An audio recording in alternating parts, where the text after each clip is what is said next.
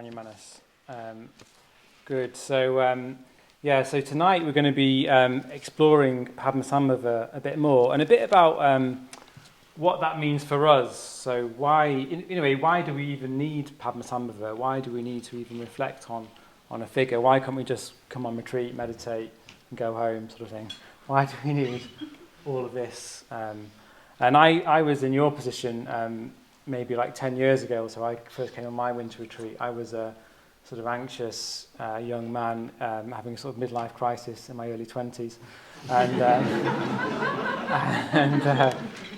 And I remember sort of feeling like I sort of knew how the world worked. I sort of knew I'd done a science degree and I was about to do a medical degree as well. And I was sort of felt like I knew how the world works. It's just that I had a very anxious mind and I just needed to fix that and then everything would be fine.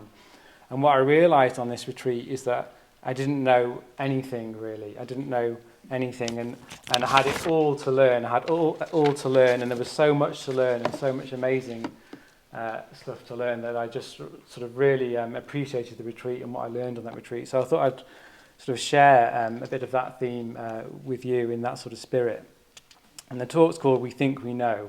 And the idea is that do we really know? Do we know our own minds? Do we know what's really going to help us in life? Do we know the deepest reality of life? And I thought we could explore that a bit. And I want to sort of explore that by, first of all, invoking this figure of Padmasambhava to see if that gives us any clues to this mystery of how do we have a deeper mind, the mind we all want, the mind free of anxiety, full of love, full of wisdom. How can Padmasambhava help that? And let's. So first, I want to take us to Padmasambhava, if you see what I mean. So, and particularly to Padmasambhava's birth. So, the story goes, the myth goes, that Padmasambhava appeared fully formed as an 8-year-old boy on a lotus leaf on a deep, deep lake.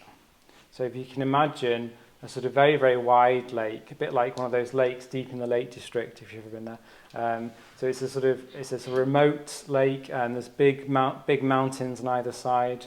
It's very, very still, very, very quiet, and but yet it's sort of thriving with an energy, sort of pulsating with an energy that's coming from the middle of this lake. And around the middle of the lake are birds, loads of water birds flying round and round this figure, round the energy of the figure. They're adding beauty and their own movement. And as you look closer into the middle of the lake, you see this boy.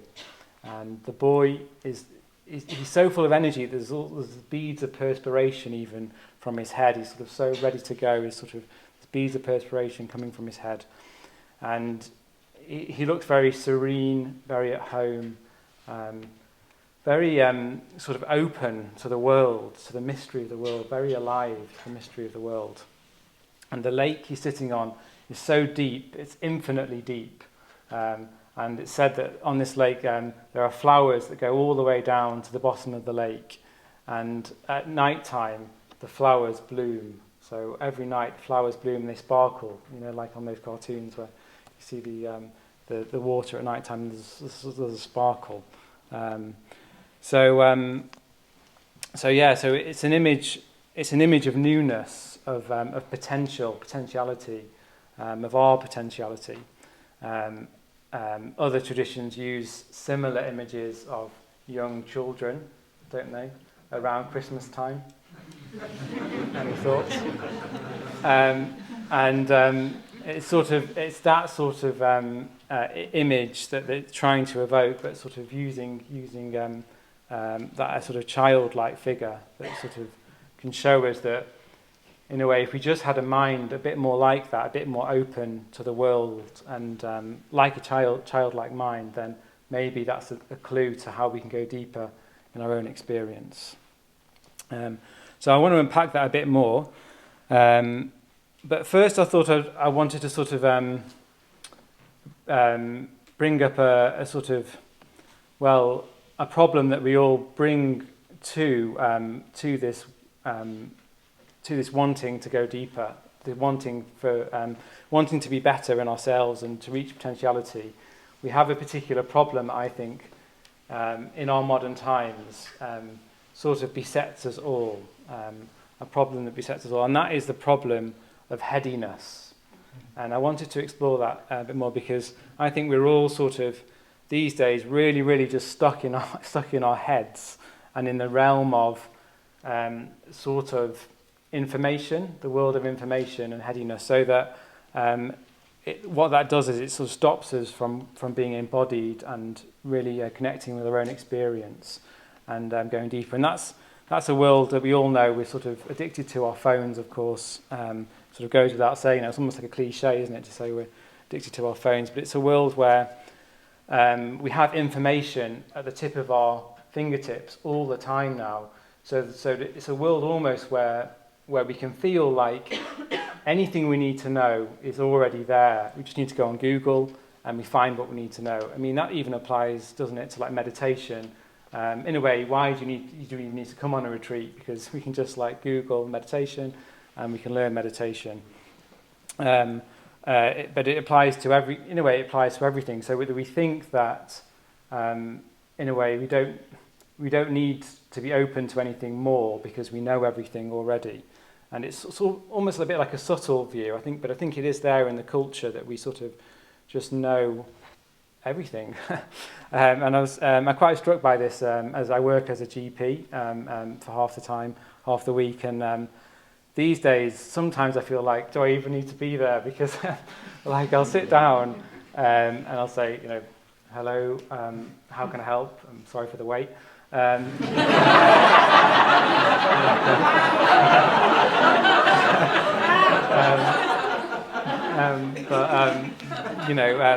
how can I help? And before I even said how can I help, someone's already said, what I need is a blood test to check my iron because my hair is falling out, and I need this cream because there's a spot on there, and I know it's not cancer because I've had a look. Can you give me the cream? And I'm like, okay, can I speak? No, you carry on. That is, and that is definitely the sort of the culture we live in, that we sort of, the information's on hand all the time. And anyway, it's very good, isn't it? I mean, it's good to have information, and of course, medical knowledge is very good. So I'm not arguing that information is bad in itself. It's just I'm trying to point to the view that comes with a world full of information. And this year's been, past few years, haven't they, have been quite striking for a particular pandemic that's been besieged us, COVID. And I just think in COVID, there's lots of examples of this. Well, in a way, the headiness, hang on, what I'm trying to say is the headiness stops us from being embodied. So it stops us from really being in touch with reality, what reality is. But every now and again, reality breaks through. And I think COVID is one of those examples of reality breaking through. So what I mean by reality is that, fortunately, we're all going to get sick at some point, and unfortunately, we're all going to die.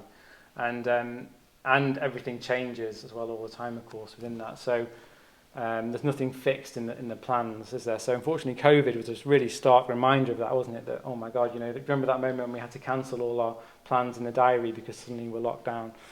And unfortunately, people were, very unwell, or they died, and it was very sad. And so it did really break through. And I feel like I noticed that we responded to that in that habitual way of headiness. So a lot of people responded to that of like trying to get as much information as we could and trying to sort of, as I say, respond on that cognitive level. I noticed this because I remember when COVID first came out. It wasn't a film. It feels like a film, doesn't it? Anyway, I remember when COVID first appeared, and I came home from work, and we were just learning about it a bit ourselves as GPs, and there wasn't that much information. In fact, the only information we had was a poster on the wall saying, if somebody has a cough, ask them, have they been to Wuhan or not? That was about the extent of our training on COVID. I don't know what we were meant to do if they had either, but by the time anyway. So we were still trying to figure out what is COVID, what are the symptoms. We didn't really know, did we? Anyway, one day I came home from work, and we were all having dinner in the community, as Padmasambhava live in community. And somebody said, oh, God, I've got a sore throat, I might have COVID. And immediately, before I'd even said anything, somebody else said, oh, that's not a symptom of COVID. And I was like, it was so like convincing that I was like, oh, okay, that's interesting. And then I thought, hang on a sec, how does he know that? I don't know that. And that's great that he does know that, but I don't know that. And it was like suddenly everybody's become a virologist. Oh, we should be in lockdown, we shouldn't be in lockdown. We need herd immunity, we don't. Everyone's an epidemiologist, they're a politician. Everyone has strong opinions of what we need to do, what we don't need to do. And I sort of wanted to say, do you know what a virus is? Let's start with that, because, I don't even really know what a virus is. I'm not trying to say that I know because I'm a doctor. I don't even really know. I sort of have a picture of what a virus is, but it's sort of a computer-generated image that I've seen in a textbook. I don't really know what a virus is, and I'm sure you don't know either. We sort of know the effect. It's definitely a real effect, but we don't really know, do we? We just sort of follow guidelines and we sort of do things like washing our hands, but do we know if that even works or not? We don't know. Maybe it does, maybe it doesn't. I'm not here to argue that, and I don't want us to discuss the ins and outs of COVID. You're not allowed to talk about it in the group tomorrow, like, should we wash our hands or not? It's more that I'm trying to get to, like, can you see there's like an instant view that we already know, like, and you get that, say that you don't wash your hands or something, you get a stare from someone else, don't you, that, oh, you should have washed your hands there, or there's like a sort of, what happens is a polarization. As soon as there's a headiness, an opinion, and an opinionatedness, the danger with that is you get a polarization, so that you think you know something and somebody else knows the other thing, and then it's almost like we become full of ourselves, don't we? We become full of ourselves, and it's the other, and in a way separate, because the other person knows, it doesn't agree with you, and you know the answer and they don't. So I thought that was quite striking that COVID was a real. It showed that, and partly the reason because there is so much information, and people was having these debates about COVID around dinner, and then I go to BBC News, and it was just all in the BBC News article. So people were reading the news and then talking as if they had an opinion, but it was just the news they were reading. And we do that all the time, don't we? We read the news and then think, we know something about this, and this is my opinion now. So we're very, very susceptible to the media, and our minds are very like that. They absorb the media and then, in a way, make it our own. And of course, if you're anything like me, I got a bit addicted, almost like addicted to the news around COVID, like checking the numbers and sort of like, which is interesting because I think if you approach something with a sort of state of anxiety, you see anxiety. So that's what it was showing me. I kept looking at the news, and it didn't ever help. That's what I'm trying to say, is that we want the knowledge, knowledge is good, but it never helped. It never helped sort of relieve the anxiety. Even when the numbers were going down, it was still you're still left with the existential problem of who are we, and and COVID might come back, and so the news didn't really help. The knowledge in that sort of way didn't help. Is what I'm trying to say. So it was interesting. It's interesting when you watch the news. When I watch the news, sometimes, what do we want the news to say? Sometimes, if I'm really honest, I want to turn BBC News on and see a big sort of news article that says like, everything is going to be all right. Oh, thank God, finally. I don't need to check the news again. Or, your ex really does love you, don't worry. I've not seen that one yet, but maybe I'm looking at the wrong bit. Anyway, but I think there's sort of, if we need to be honest with ourselves, what are we doing when we're sort of trying to get this information? I don't really think it's helping, and it's leading to a headiness and addiction to information, to our phones. It's not leading to what we really want, which is an embodied, grounded potentiality of existence, of meaning that we really want, which is a bit of a shame, isn't it? And I think the background to that is that we live in this modern age of science, where sort of, in a way, science is almost like God. It's like the new religion. Again, there was a news conference last week about Omicron, and the head of the College of Nursing was interviewed, and she said, oh, we just need to trust in the scientists and follow their advice and everything will be all right. And of course, that's a sensible approach, isn't it? I mean, I've done, let's say, 2 science degrees, and I think science is really good. It's given us the vaccines. It's really helped us. But I think I would say that's good, but it sort of limits us if we just stop at that. For me, I think that, you know, even as a scientist or a doctor or whatever, it's never been enough. It's never been enough for me. You know, because it's quite a good life as a doctor. I'm grateful for being a doctor, but I always feel like it doesn't go far enough. So it doesn't matter how much I know about the mind, you know, in psychology and depression, anxiety. It doesn't matter how much I know about I don't know, medicine or the body. It's like I feel like there's more to life than that. If you see what I mean, there's more mystery. There's more. I don't even know how the mind works, but I know there's something there, something special about the mind. There's something more if I just really looked.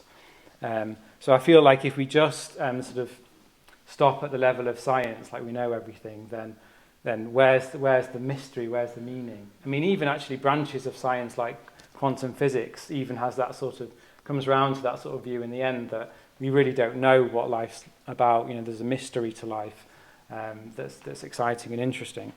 So so can we be what I'm trying to say is, can we be more? Can we just admit that there's more to life? That's all I'm really saying. Can we admit that we think we know, but we don't know everything? Can we be open to more? Because if we're open to more, then we're open to that potential. And that might just start with, start with just admitting that sometimes we're wrong. I mean, I'm working in the kitchen. It's a wonderful team here.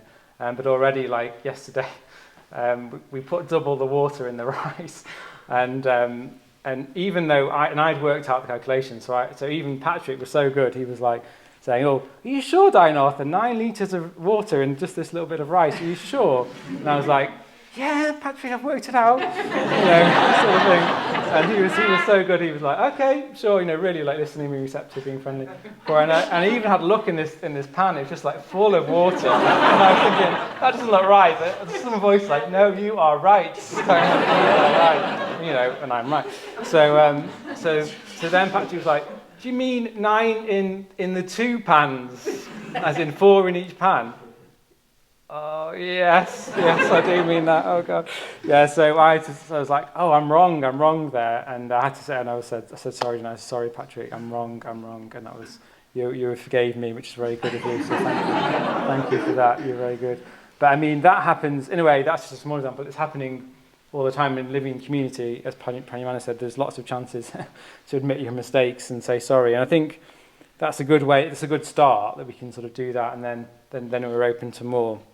Because otherwise, as I say, we just leads to conflict.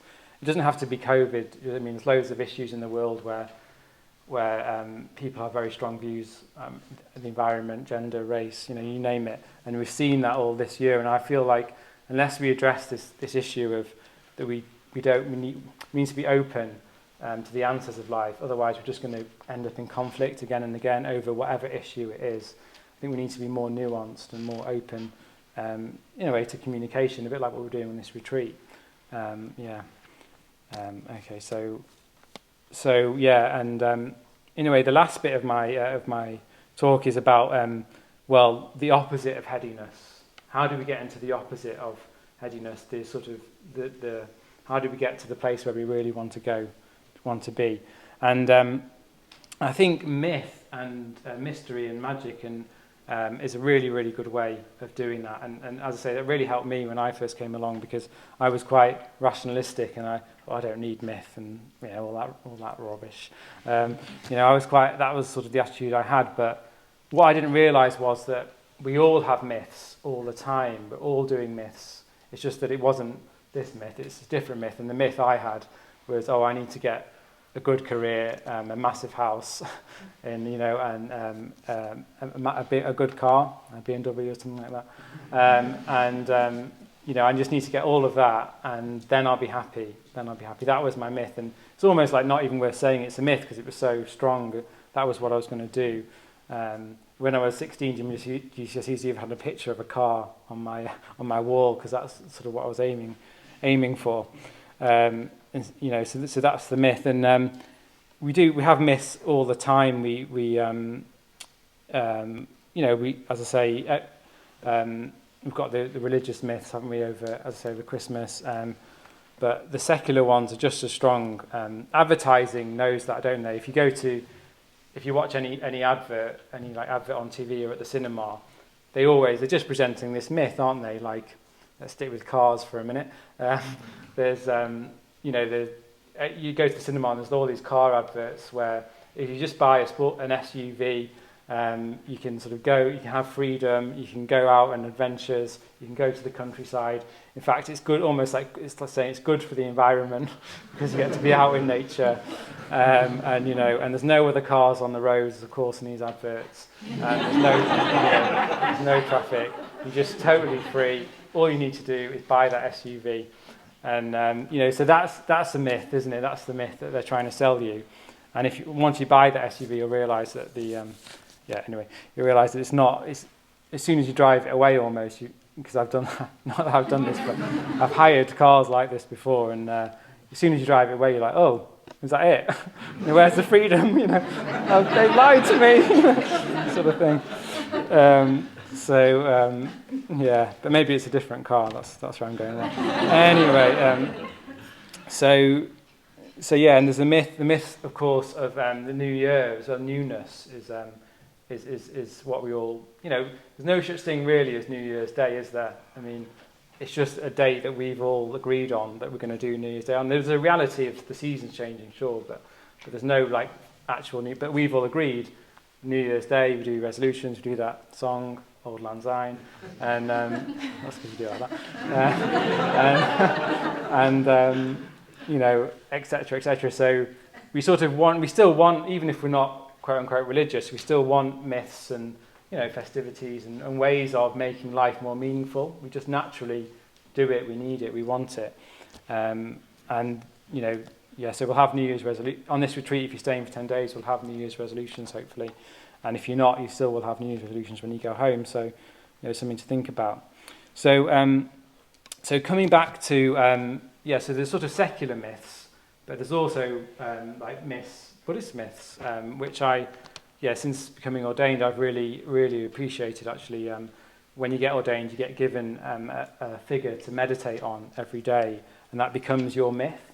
And it's like the qualities of the enlightened mind are represented by the figure, and you meditate on that. So I meditate on Tara, and she has a compassionate aspect and a sort of generosity aspect, a fearless aspect. So I sort of try and meditate on those qualities. So and I just really appreciate it. It opens me up. If we go back to remember the boy, the Padmasambhava. We think about that boy, remember the boy on the lake, the 8-year-old boy, full of energy. It's such a good image, isn't it? Because children are full of that magic, that wonder. Their children love stories themselves, don't they? As soon as you go and see a child, they want you to read them stories, and they're full of that sort of openness to the world. They're not heady at all, children, are they? They're just interested in everything in life. They're open to learning, to more. So it's that sort of atmosphere that's sort of being evoked, I think, in this image of Padmasambhava for us. I've been blessed with two nieces, two female nieces and female. I don't know if it's female. Sorry, a bit medical. Anyway, one's called Gali, and she's 2, and I went to see her for the sort of pre-Christmas, and she's so cute. She goes, Dayanatha, she can't say my full name, but she says, Dayanatha. And we went for a walk, in the dark to get some food from the shop, and when we walked outside, there was just this big moon, this gorgeous moon, sort of behind the clouds, but coming out of the clouds.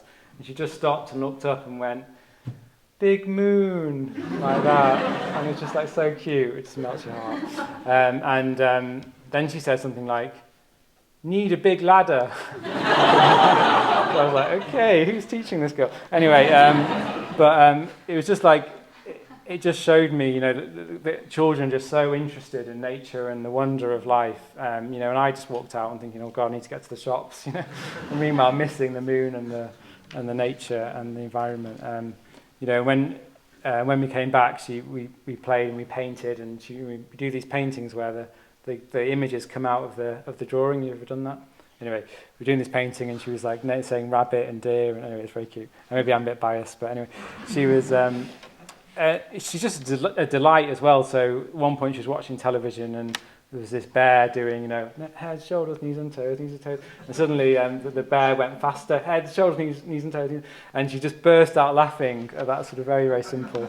And I was like, that's great. I wish I could just spontaneously laugh at random bears. That's lovely. And obviously you can't take it too literally either. I mean, she's not all, children are also children. And, and I'm not saying we need to be children per se, but I'm saying we can sort of still appreciate the childlike mind. It's as if, the qualities of the childlike mind, and ignore the other bits, the crying, etc. What's happening? Is that okay? So I mean, children are also they're not over earnest as well. I think like sometimes we can be. The danger of Buddhism is that we're too earnest. Like, we need to practice, we need to meditate. That's good to have the discipline, but we can't also take life too seriously as well. Children, I mean, they can be serious, but they don't take it seriously in that way. They just love play. They just love exploring, adventure, and finally as well, they're just so full of energy. And I think that's the key for me. I think all the headiness that we do, every time we're heady and we're overthinking things and we're on our phones, we're just wasting energy. It's like we've given our energy away to the phones, to the world, to worrying. And a child wouldn't worry. I've seen, again as a doctor, it's amazing actually how brave children are. They're so brave because they're sort of naive in some ways, but also they are genuinely brave. They're not thinking, oh God, am I going to die? What's going to happen to me? Even the sick children, unfortunately, I've seen, they just, they take the blood test, or they just sit there through the illness, and it's as if they have a courage that you don't really get in adults, actually. It's very, very interesting, and in a way quite inspiring. I wonder if we could have a bit more of that courage and the energy that comes from not wasting our energy away. And on this retreat, you might feel it's interesting what retreat does to your energies. I definitely reflect on that. But sometimes it can make you feel a bit tired, but ultimately you realise that you've got so much more energy just from doing one thing and simple things and meditating, and that's a really interesting thing, and I think it's something I enjoy as well. And for me it was only when I had this attitude of openness to I don't know, there's something more, that I started to have these deeper experiences on retreat. I remember my first one. The winter retreat I came on, I was very moved by it, but it wasn't until I went on this longer retreat, the men's intensive, that I just was like, you know what, I'm just going to had that, sometimes you just had this resolve. I'm just going to sit with my experience. Whatever happens, happens. And, if I die, I die. If I want to feel my experience, my heartbeat, I'm just going to sit in love and with an open heart and see what happens. And I had this experience where it's like something broke through.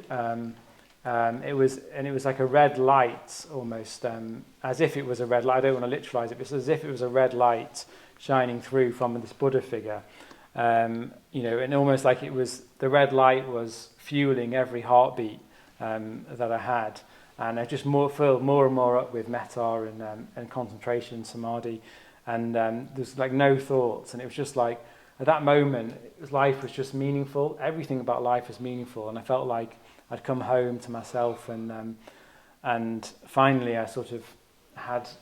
Life was worth it, almost like in that moment, and I was very, very moved by it, and it did change my life. Actually, it changed my life in how I lived and things like that. But it just also showed me, it just really showed to me that, God, I just don't know. I just don't know what life is. There's more to it, and I've been, in a way, pushing that more down all my life, pushing them more down because I've been, in a way, not wanting to look, not wanting to feel the emotion in case I lose control, not wanting to feel things because I wasn't brave enough. So when that was all released, it was a real moment of freedom, actually, and of meaning. And as I say, it was only through, I was very grateful for Maitri Bandhu and Yana Barcha, who were leading that retreat, and Sangharachta, who'd also set up this whole thing, was showing me this. So it was like taking a sort of rationalistic scientist boy, and changing him into something else, something more. I was just very, very grateful. So we can do that too if we open ourselves to mystery and the mystery of life, the mystery of our minds, and can see if we can even open ourselves to the mystery of these sorts of images of Padmasambhava as a boy, 8-year-old boy on the lake. The deep lake, remember, the lake that he's on is our mind. It's a symbol for our mind, how deep our mind really goes. We've only touched the surface of it, that's, even scientists would agree on that we're only using part of our mind. What even is our mind? There's so much more we can the depths are infinitely deep, like that lake that Padmasambhava is sitting on as an 8-year-old boy. And of course, there are flowers as well, I remember, going all the way down, so it's not a dry sort of depth, a dry mind, it's a beautiful mind. It's a mind that's appreciating beauty, because the ego is dissolved, and it's just love, beauty, and depth. In a way, the mind we all want.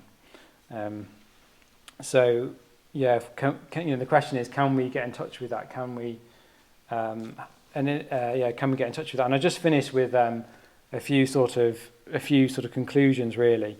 And I wonder, on this retreat, can we first of all, can we notice if we have any sort of strong views of I know best, I know best, in a way, prapancha or rumination that goes on. Can we just notice that and see what effect that's having on us? That's what I'd recommend. And see if we can step out of that into the body. So always trying to step out into the body, because the body is much more in touch with reality, our reality, and it's not heady, and it's much more the sort of the mind we want. So can we step into the body? Because the body is just real. You don't have to think, is this true or not? Your direct experience is just there. Is this real or not? And that's in and out of meditation as well. Just when we're walking to the shrine room, in and out of the shrine room, when we're eating, when we're talking to people, can we keep doing that? And have this attitude of, it's difficult, isn't it? It's difficult to be aware of what we don't know, if you see what I mean. Because when we're thinking we know, then we just know. So it's a difficult problem, and in a way that's why we've got a whole tradition to try and figure that out, and a whole retreat left to go as well.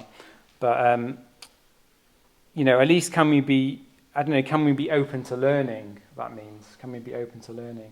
Can we be a bit less sure, and then a bit more open to learning? Can we be taught almost? Can we be receptive to a teacher? I think we all need a teacher, and for me, having a teacher was one of the greatest reliefs of my life. Sort of admitting that I don't know, and being open to a teacher it's a relief not to always have the answer. That feeling, you just think, yeah, I don't know the answer. This is a relief. It's just like it's a relief. I can finally put that down, and there's something more to learn.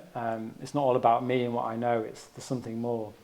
So see if you can get into touch with that relief, maybe in the puja tonight or in the meditation, from that. And it's the same in the groups as well. It's interesting in the groups, isn't it? Especially where's our group? We've got a nice group. I think it was better. The group was even better today, because I think there was more of that sort of like questioning, like, in a group, you're not sort of trying to say, I think this, I think that, I think this. You're sort of trying to say, why do I think this? that's interesting. Why do I think this? Or, I think there's a bit more of that in our group today. It's very good, wasn't it? Maybe to see if you can do that in the group as well. And then, so that what you're trying to do is, what are you trying to do? See if I've got everything. Yes, what you're trying to, it's very small, this print. Can you see it anyway? So more and more you're trying to have an appreciative mind, a mind that's appreciative, not just acquisitive, not just wanting more, it's trying to be appreciative. And so see if we can find a way on this retreat to the enlightened mind. See if we can be more in touch with the depths of the mind, like the depths of that lake, and like the newness of the child, see if we can be in touch with that, as I say, the energy, the magic, the wonder of the child. And when we bow tonight to the shrine, see if we can move from we think we know best to I want to know more. Thanks very much.